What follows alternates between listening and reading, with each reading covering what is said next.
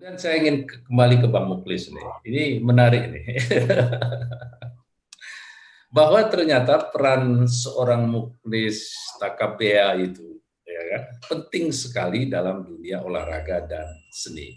Seperti tadi diceritakan di bidang seni sebelum ini kegiatan seni di bawah Dewan Kesenian banyak yang vakum, tapi kemudian bisa muncul tiba-tiba terbang ke Mesir, tiba-tiba menjadi tuan rumah HUT Taman Mini, kemudian menjadi acara festival internasional Verkusi tadi, dan itu semuanya saya kira adalah tidak terlepas dari kepemimpinan Bang Muklis di dalamnya. Nah, Abang dalam melihat seni ini seperti kenapa di Biren itu keseniannya harus didorong maju begitu, Bang? Apa yang selain alasan tadi ingin menyukseskan program Pemda lah ya, kira-kira apa ada alasan lain sehingga Abang harus merasa perlu menumpahkan perhatian, tenaga, dan bahkan dana untuk kegiatan seni tadi? Ya, Bang Pikar begini, Bang Pikar. Menyangkut dengan ini kan menyangkut dengan keseriusan, ya. Ya, ya. Jadi kalau saya itu, ya apapun yang saya kerjakan, ya harus berhasil. Ya, apalagi menyangkut dengan hajat orang ramai, orang banyak, ya. Salah satu yang kita cerita tadi menyangkut dengan kesenian. Ini kan menyangkut dengan para seniman. Seniman kita ini kan ramai, apalagi seperti kata Nopi tadi. Sebelum-sebelumnya ini mereka untuk membiayai acara sendiri aja harus meripay maksudnya. Yeah. Jadi sekarang kan dukungan finansial yang sangat penting untuk bisa sukses mereka. Ya, saya bersemangat begini, Bang Fikar. Karena saya juga memang senang saya apa yang saya kerjakan ini. Ya, walaupun saya nggak tahu, apalagi tim-tim kita solid. Ya, seperti Bu Nopi dan lain-lain ini solid semua. Ya, mereka masih bisa diatur semua. Jadi apa yang kita rencanakan itu bisa terlaksana dengan baik. Ya, kalau itu memang terjadi, saya sangat komit untuk membuat sesuatu ini bisa sukses dan berhasil. Di samping yang kita ciptakan tadi, ini menyangkut dengan marwah abang saya dan keluarga saya. Ya, karena beliau memimpin ini harus semua lini harus sukses gitu. Bangka. Juga di olahraga, olahraga juga begitu. Ini yang bersama nih. Karena yang saya geluti ini, sebenarnya saya yang menjadi kepemimpinan saya tidak hanya di olahraga saja hari ini. Saya di ketua, hari ini baru terpilih menjadi ketua DPD 2 Golkar Biren. Oh iya, ya betul. Ya, dan juga saya hari ini menjadi ketua pembangunan masjid. Ini yang agak berat saya karena menyangkut dengan uang masjid ini. Saya takut sekali uang masjid itu terbawa dengan masalah pekerjaan saya. Ini memang saya itu sangat khawatir ya. Makanya uang masjid itu jarang saya lihat begitu masuk dikasih sama masyarakat ke rekening, jarang sekali saya membuka rekening itu. Kadang-kadang kalau memang ada anggaran saya aja dulu berjalan. Nanti di saat memang sangat butuh, ya kita lihat rekeningnya apa ada masuk uang atau tidak. Begitu, Bang Fikar. Ini memang amanah yang harus saya laksanakan ini. Berarti ketua Dewan Kesenian, ketua KONI, ketua Dewan Masjid ya? Pembangunan. Ketua pembangunan masjid. Ya, banyak doa lagi. Masih banyak kalau kita urut ini. Yang belum ketua kejar babi yang belum. Karena kan saya suka berburu nih. Nah, ini semua kan membutuhkan seni juga. Seni memimpin namanya kan? Iya. Nah, bagaimana Bang mempelajari itu sebetulnya? Ini tidak main-main, ini tidak semua orang punya bakat seperti ini. Saya kalau pribadi saya, Bang Fikar, saya orangnya itu kalau berbuat itu ya melihat ke depannya bagaimana harus sukses. Saya sangat komit terhadap pekerjaan saya. Saya menjadi pemimpin misalnya di KONI, saya juga sangat komit dengan saya menjadi ketua KONI ini. apa yang saya kerjakan, saya panggil Pak Mudani dan lain-lain, duduk, ini harus sukses bagaimana? Ya kita kejar ke arah situ. Nah, jadi juga di kesenian tadi, memang kalau kita melihat, ini tak masuk akal, Bang Fikar. Dengan kegiatan saya yang sangat padat, ya, apalagi pekerjaan saya juga, kalau saya bercerita sama Bang Fikar, kadang-kadang yang kecil pun saya urus itu. Karena kadang-kadang tidak bisa saya lepaskan penuh ke orang lapangan saya atau manajer saya. Ini kadang-kadang juga sangat minta waktu. Saya kalau waktu istirahat aja sebentar aja Bang Fikar. Jam 2 saya tidur. Jam 6, jam 5 udah bangun. Begitu aja tiap hari untuk sama ini Bang Fikar. Makanya apalagi di akhir-akhir tahun seperti ini kan kerja tayang terhadap pekerjaan kami Bang Fikar. Desember putus kontrak mati anggaran begitu. Nah, jadi saya siang malam kadang-kadang ke lapangan ini. Jadi monitor terhadap pekerjaan terhadap perkembangan KONI dan ke DKA itu punya ada Nopi dan ada Pak Amur. Ini selalu kita komunikasi terus dengan mereka-mereka yang sudah berpengalaman tinggi terhadap pekerjaan ini. Jadi insya Allah yang saya lakukan hari ini walaupun tidak sempurna sekali, ya tidaklah mengecewakan begitu. Nah, saya dengar Abang juga ini juga ahli masak, jago masak.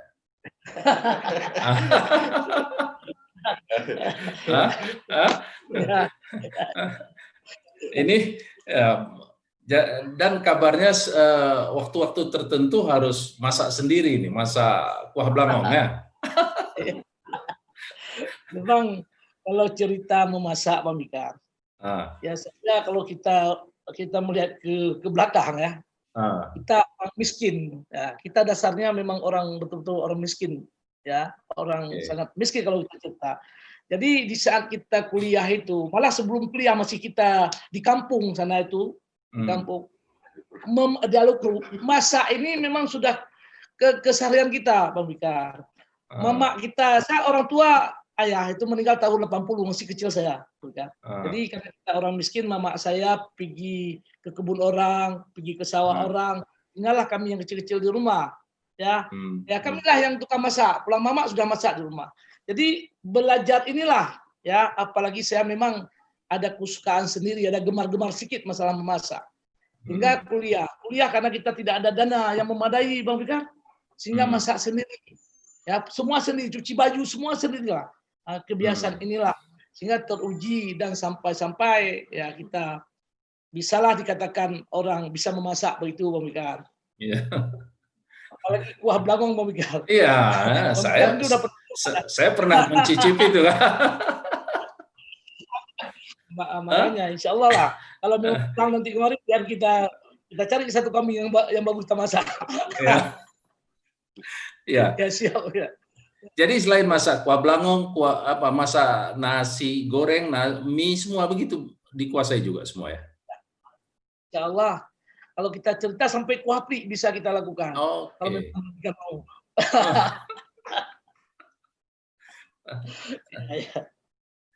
Dan baik Bang. Kemudian bagaimana cara Abang menikmati mungkin ada orang menghibur dirinya dengan bernyanyi, dengan nonton film, dengan macam-macam. Nah, Abang bagaimana cara Abang memberi hiburan kepada diri Abang dan keluarga?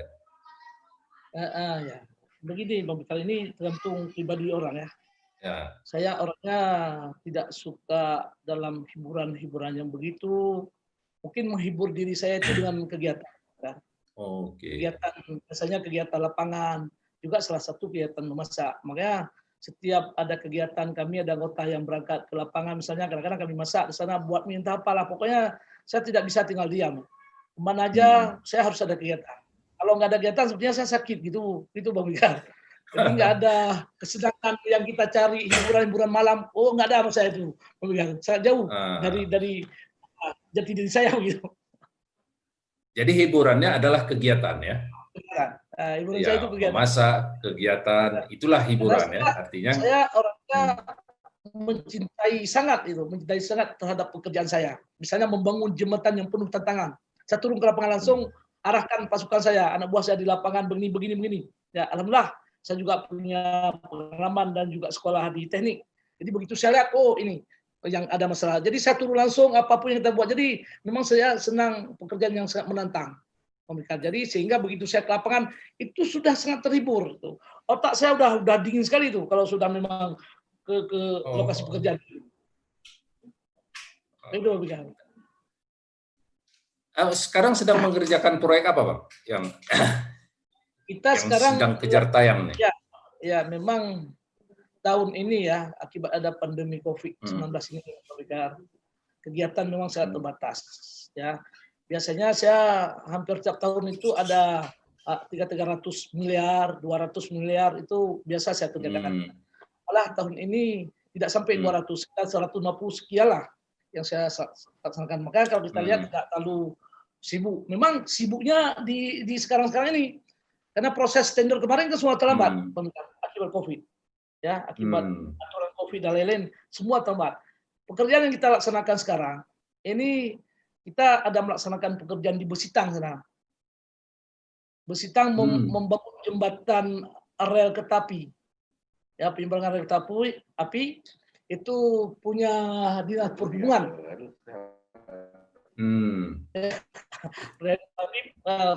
Dinas perhubungan itu dananya sumber dana dari APBN.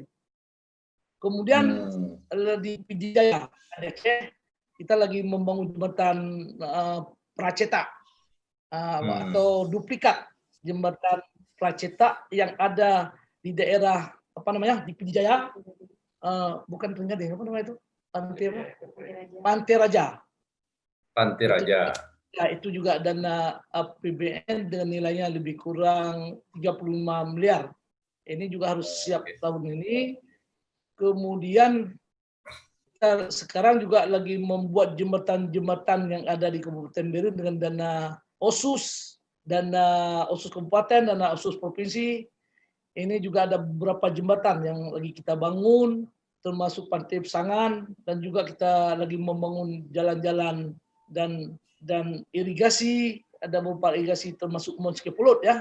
Ada kontraknya lebih kurang hampir 40 juga, ada 2 pekerjaan di situ. Dan juga di Lut Semawe, ya, kita lagi membangun refreshment, di daerah kandang, Lut Semawe di laut. Nah, dan juga di Banda Aceh kita lagi bangun juga ada gedung. Dan yang paling dominan memang di Biren, itu di Biren lebih dominan, tapi pekerjaannya tetap punya APBN dan dana OSUS Aceh. Wah, ini kan melihat begini banyak pekerjaan aja kita memikirkannya sudah sangat sibuk kita pikirkan. Benar. Nah, hampir kalau 20, hampir 20 paket. Kalau hobi berburunya masih jalan, Bang? Ya, kalau berburu, ini kalau memang itu tidak terlepas dengan sama hobi memasak tadi. Saya pokoknya kalau menghilangkan sentuh seperti mencari hiburan, ya salah satu berburu. Kita kebetulan ada kebun, ya ada kebun sedikit di atas, kebun sawit, itu banyak hama babi, ya sudah cocok lah. Kadang malam minggu, ya setiap malam libur biasanya, malam minggu ya kita pergi ke atas, yang berburu malaman itu. Dari jam 6 sore sampai jam 6 subuh nanti. Jadi itu hiburan juga kan? Ya, salah satu hiburan juga itu. Ya. Tapi ada juga dapat juara kita. Tapi malu kita bilang juara Mbak Babi, kan malu kita bilang.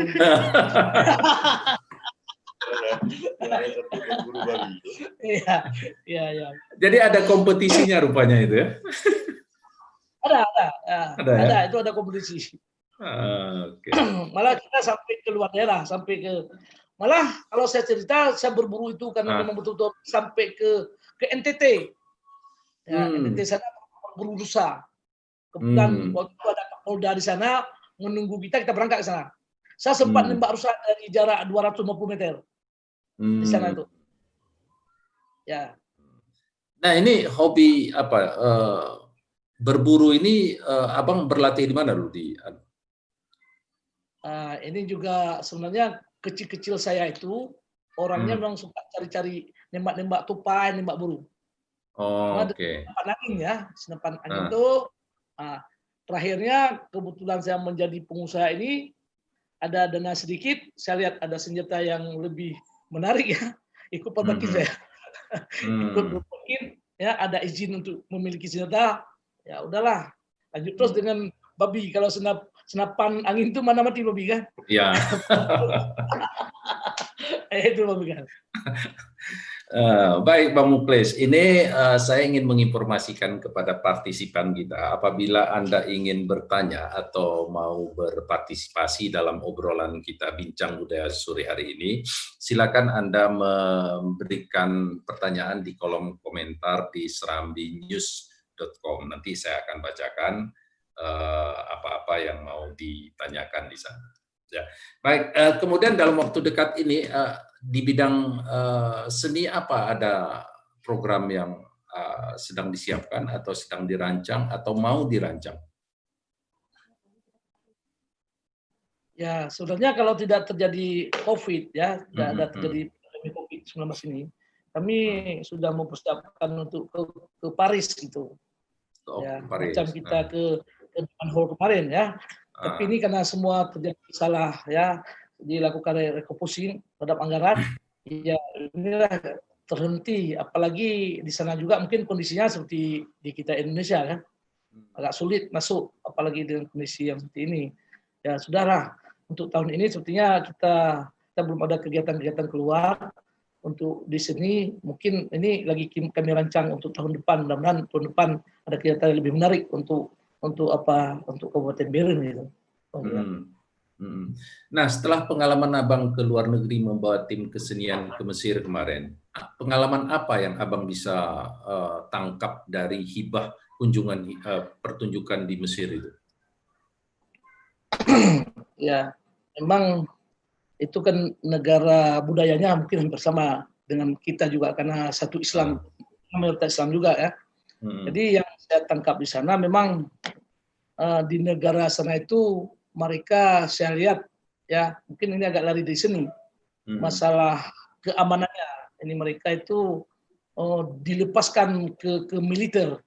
Ya, jadi semua itu militer. Kami aja dikawal habis-habisan waktu di sana itu. Saya lihat yang lebih dominan bergerak itu militer di depan. Militer. Ya kalau saya ini agak lari memang dari sini. Kemudian satu lagi, karena saya ini kan lagi membangun masjid. Saya kebetulan ikut merancang pembangunan masjid itu. Jadi saya lihat, makanya pulang saya di sana itu kami merancang masjid di sini. Yaitu kita adopsi masjid yang ada di Mesir, di Kairo maksudnya, di India dan apa satu lagi. Pokoknya ini masjid macam di Timur Tengah yang kita bangun ini. Kalau Bang Fikar suatu saat mudah-mudahan sukses pembangunan masjid ini bisa melihat bentuk gambarnya ada, gambar yang sekarang. Jadi kita membangun menara itu sama persis ya, menara itu sama persis dengan yang di Mesir, di Kairo, yaitu satu kesatuan konstruksi terhadap bangunan utama kita buat. Biasanya masjid menara itu kan terpisah. Nah, ini ada menara dua di depan. Kalau ke Mesir, melihat bangunannya itu udah pasti masjid atau musalah lah. Ya, kalau memang melihat ada menara dua di depan, itu tidak lain tuh. Makanya setiap saya keliling-keliling itu melihat di jalan, saya selalu tertarik dengan masjidnya. Nah, makanya kami berembuk di Biren waktu itu di Matang, sama-sama pengurus masjid ini, panitia, siapkanlah perencanaan. Ini kita akan membangun masjid, kita contohkanlah ke Timur Tengah gitu. Jadi ada tipe nanti di masjid kita ini, termasuk kubah utamanya itu macam kubah yang ada di India, rencana. Kemudian apa tadi menaranya ada dua di depan itu kayak di Mesir. Ini kita contohkan kiblatnya ke Timur Tengah nih masjid. Insya Allah. Kemudian begitu jadi nanti memang kita buat lebih luar biasa sedikit ini. Ya, ya. Itu lokasi masjidnya di mana, Bang? Ini lokasi masjidnya di Pesangaraya, di Matang, Simpang 2. Oh, di Matang. Nah, di Jalan Nasional. Itu tahun di Masjid Lama. Memang menarik ini Bang Fikar. Jadi Masjid Lama kita itu dibangun di tahun tahun-tahun 80-an, 72 pondasinya. Jadi umurnya kalau kita lihat ini hampir seumur saya nih masjid itu. Pernah dipugar. Coba bayangkan bagaimana kemajuan daerah kita Aceh Bir ini tidak ada yang melirik membikar. Makanya saya itu membangun masjid itu begitu almarhum menjadi bupati. Kami niatkan ini membikar. Saya akan menjadi ketua pembangunan oleh almarhum dan masyarakat tokoh di sana. Waktu itu ada juga masih ada Bang Wandila sebagai gubernur. Kita mohon masjid ini bisa jadi dalam 5 tahun kepemimpinan mereka. Tapi apa oleh dikata Bang almarhum dalam 2 tahun dipanggil sama Allah, Bang Irwadi ada masalah hukum dan juga yang lain. Karena kenapa? Begitu kami mau start waktu itu nggak ada dana, Bang Fikar, nggak ada kas masjid ini, sehingga dengan keikhlasan saya bantu sumbangkan 1 miliar untuk peletakan batu pertama itu biar ini bergerak, Bang Fikar. Dan alhamdulillah sampai hari ini dengan anggaran kita rencanakan sampai 100 miliar. Mungkin di lapangan ini sudah fisiknya hampir 30%. Ya, alhamdulillah ya. Ya, ini mudah-mudahan selain perlu diingat Bang, dicatat Bang Fikar, di tahun 80-an itu masjid Pesangan itu masjid termegah nomor 2 di Aceh setelah Masjid Baitur Rahman. Hari ini keren sekali Bang Fikar. Betul saya bilang keren sekali. Keramiknya masih keramik kuno itu, ya, masih pakai tegel dulu Bang Fikar. Memang nggak ada yang perhatian memang kalau kita lihat. Tapi insya Allah lah mudah-mudahan ya beberapa tahun ke depan bisa selesai kita laksanakan. Ya. Baik, inilah salah satu hikmah perjalanan Abang ke Mesir tadi antara lain ya. Ya, salah satunya. Ya, bisa melihat perbandingan bagaimana masjid ornamennya seperti apa di sana. Kemudian itu diadopsi untuk kemudian dibawa ke Biren.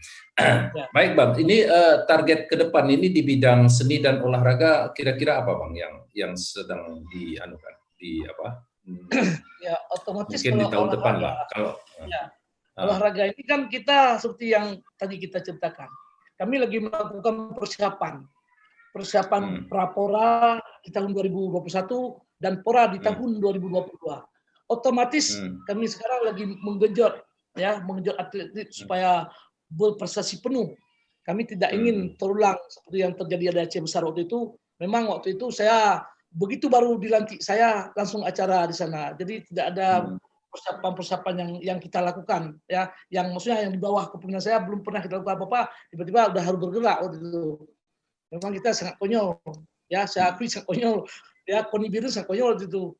Tapi insya Allah saya lihat perkembangan sampai hari ini ya, walaupun COVID kita semangat terus ini, kita pantau dan kita bentuk tim monitoring. Yang penting Koni Biru harus lebih bagus dari tahun-tahun yang lalu ini.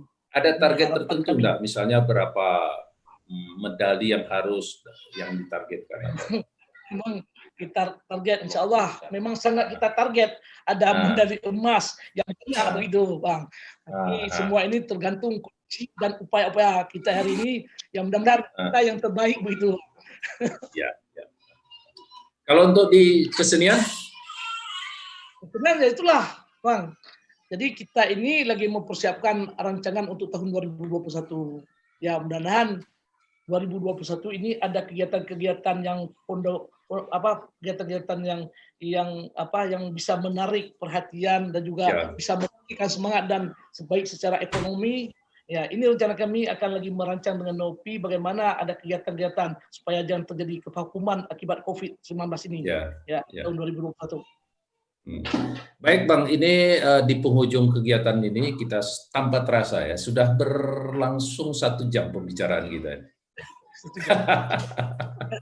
Tidak terasa ya.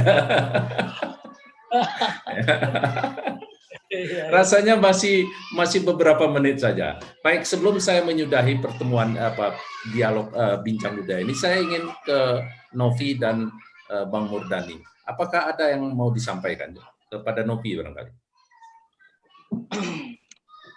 Geser lagi ya Bang ya? Ya geser lagi nggak apa-apa lah. Kongsi kameranya. Harapannya ya supaya pandemi ini cepat berlalu lah, badai ini cepat berlalu, seniman-seniman ini bisa kembali berkarya. Jadi walaupun dilakukan secara virtual, ada tapi nggak terasa gitu, Bang. Jadi Ya, nah. kalau misalnya memang dengan pandemi kita dituntut secara digital, ada plusnya, jadi kita bisa update, nggak lagi gaptek. Cuman kalau rasanya tatap muka lebih humble ya, lebih hangat ketimbang kayak gini. Kami berharap tahun depan, kalaupun COVID ini masih belum berakhir, mungkin Pak Muklis punya, sebenarnya kemarin sangat ingin memfasilitasi seniman-seniman, karena kan banyak sekali kegiatan yang tidak dilakukan. Mudah-mudahan tahun depan, walaupun ini kita beralih ke virtual, pelan-pelan harus virtual, tapi keinginan besar cukup sampai tahun ini aja pandeminya. Ya, agar kegiatan aktivitas berkesenian bisa maksimal dan optimal di tahun-tahun berikutnya ya. Iya. Kalau kemarin itu kan sudah ada kegiatan perkusi internasional, rencana ke Paris dan lain-lain. Ini ke depan ini ada nggak? Apa yang sudah terbayang? Sebenarnya kita kemarin mau buat festival sedati. Itu sudah terancang betul. Sharing anggaran antara Disbudpar Aceh dengan Biren. Ternyata dua-dua refocusing. Disbudpar Aceh juga refocusing, kita juga refocusing. Jadi memang gagal semua. Rencana itu akan tetap dilanjutkan nanti apabila keadaan sudah kondusif ya. Baik, kemudian saya ke Ketua Harian KONI ini. Barangkali ada yang mau disampaikan. Silakan Bang, apa harapan, apa rencana ke depan ini? Ya, tentunya harapan sebagaimana yang disampaikan oleh Pak Novi tadi, tentunya kita berharap COVID ini segera berlalu. Selanjutnya mungkin harapan kami lebih ke insan-insan peduli olahraga, terutama katakanlah kepada Ketua Umum KONI, ya untuk terus membina kami, melakukan katakanlah selama ini beliau sangat-sangat peduli terhadap olahraga. Semoga ini terus bisa peduli dan target kita katakanlah memperbaiki peringkat sebelumnya di Pora Aceh Besar. Di PD kita targetnya memperbaiki peringkat, ini bisa terlaksana. Mungkin ini sekedar katakanlah, mudah-mudahan dengan dukungan seluruh cabang olahraga, tanpa dukungan seluruh pengurus cabang olahraga, tentu KONI ini tidak bisa berbuat apa-apa. Karena KONI ini besar adalah berkat partisipasi, perjuangan, dukungan dari pengurus cabang olahraga. Tanpa dukungan itu, tentunya KONI ini tidak bisa berbuat apa-apa. Mudah-mudahan, sebagaimana sebelumnya, Bapak Muklis tentunya bisa terus memanage, terus memantau, bahkan memanggil kami tentang mempertanyakan kesiapan seluruh cabang olahraga dalam menghadapi event-event baik Kejurda maupun yang target kita adalah Prapora dan Pora. Demikian Bang Fikar. Terima kasih. Salam olahraga. Baik. Salam olahraga. Baik, terima kasih para partisipan yang budiman, para hadirin. Bagaimana nih para pemirsa? Apa pemirsa cocok nih? Bukan pemirsa, partisipan lah ya, yang sudah mengikuti acara ini sejak pukul 16 tadi. Saya bersama Ketua KONI Biren, Ketua Dewan Kesenian Biren, Bang Muklis AMD, kemudian ada Ketua Harian Bang Murdani, Ketua Harian KONI Bang Murdani, kemudian Sekretaris Dewan Kesenian Biren Novianti MR, menyampaikan terima kasih atas partisipasi dan keterlibatan para penikmat-penikmat seni yang mengikuti acara Bincang Budaya ini. Tambah terasa memang sudah 1 jam. 1 jam. Padahal banyak sekali saya ingin menyampaikan ingin menggali pertanyaan lagi. Ini belum ke soal politik, tapi ya karena memang waktunya.